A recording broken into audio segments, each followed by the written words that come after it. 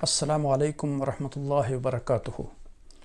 خلاصہ قرآن کی اس مجلس میں آج ہم سورہ فاطر پر گفتگو کریں گے۔ سورہ فاطر جو ہے یہ اس کی پہلی آیت میں فاطر کا لفظ ہے، اسی مناسبت سے اس کا نام جو ہے فاطر رکھ دیا گیا۔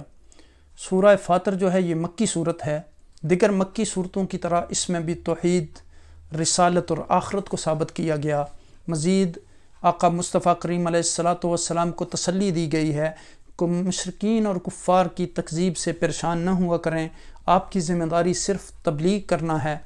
سورہ فاطر ترتیب مصحف کے اعتبار سے 35ویں جبکہ ترتیب نزول کے اعتبار سے 43ویں صورت ہے، 43 نمبر۔ اس کی پہلی آیت میں اللہ سبحانہ وتعالیٰ کی صفت فاطر کا ذکر ہے، اسی لیے سورت کو فاطر کا نام دیا گیا۔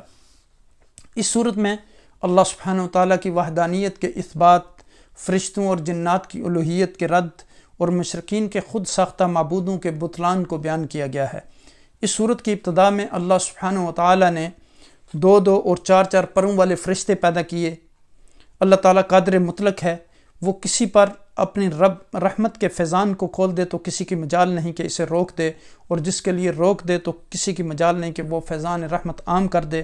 رسول اللہ صلی اللہ علیہ وسلم کو تسلی دیتے ہوئے فرمایا، آپ غمگین نہ ہوں، آپ سے پہلے رسولوں کو بھی جھٹلایا گیا۔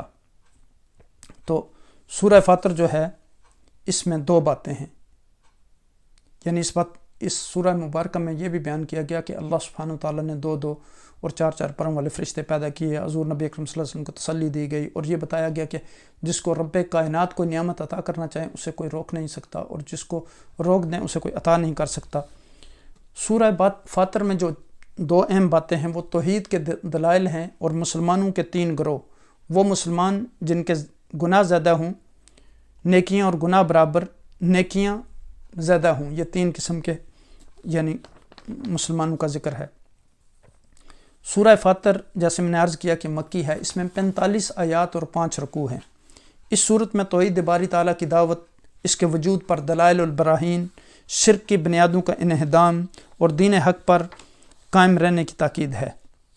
سورت کی ابتدا میں اس خالق اور مبدع ہستی کا ذکر ہے جس نے عالم کون و مکان کو، انسانوں، فرشتوں اور جنات کو پیدا کیا۔ انسانوں ان نظروں کو ان تکوینی آیات کی طرف متوجہ کیا گیا جو اس کتاب مبین کے ہر ورق پر پھیلی ہوئی ہیں۔ مرنے کے بعد کی زندگی پر ایسے حسی اور بدیع دلائل ذکر کیے ہیں جو ہر شہری اور دیہاتی کی سمجھ میں آ سکتے ہیں۔ بتایا گیا کہ وہ ذات باری تعالیٰ ہے جو بارش سے مردہ زمین کو زندہ کرتا ہے، وہ مردہ انسانوں کو دوبارہ زندہ کر سکتا ہے۔ یوں ہی یہ صورت ایمان و ہدایت، کفر و ضلالت کے درمیان بھی حسی مثالوں کے ذریعے فرق کرتی ہے۔ یہ صورت بتاتی ہے کہ جیسے بینا اور نابینا یعنی آنکھ والا اور آنکھ کے بغیر شخص ہے، زندہ اور مردہ، ظلمت اور نور، دھوپ اور چھاؤں مساوی نہیں ہو سکتے، مومن اور کافر بھی مساوی نہیں ہو سکتے۔ اس صورت کے رخ دوبارہ وحدانیت اور قدرت کے دلائل کی طرف مڑ جاتا ہے۔ رنگا رنگ اور متنوع پھولوں، سفید، سرخ اور سیاہ پہاڑوں، مختلف رنگوں، زبانوں اور مزاجوں والے انسانوں، ہزاروں قسم کے پرندوں، مچھلیوں، حشرات اور چپائیوں میں اس قدرت کاملہ کی بے شمار نشانیاں ہیں، لیکن ان نشانیوں اور آیات کو دیکھ کر صرف انہی کے دل جو ہیں میں خشیت پیدا ہوتی ہے جو علم رکھتے ہیں۔ انما یخشی اللہ من عبادہ العلماء، جو گہرائی میں جا کر سوچتے ہیں، غور و فکر کرتے ہیں، اور جو حقائق پر پردے پڑے ہوئے ہیں ان کو اٹھا سکتے ہیں، کیونکہ جس کے دل میں جتنی معرفت ہوگی اتنی خشیت اور عظمت ہوگی۔ اس لیے ہمارے آقا مصطفیٰ کریم علیہ السلام کے دل میں سارے انسانوں سے زیادہ خشیت تھی، جیسے کہ ارشاد نبوی ہے، اللہ کی قسم میں تم میں سب سے زیادہ دل میں اللہ کی خشیت اور خوف رکھنے والا ہوں۔ واللہ لانی اخشاکم و اتقاکم۔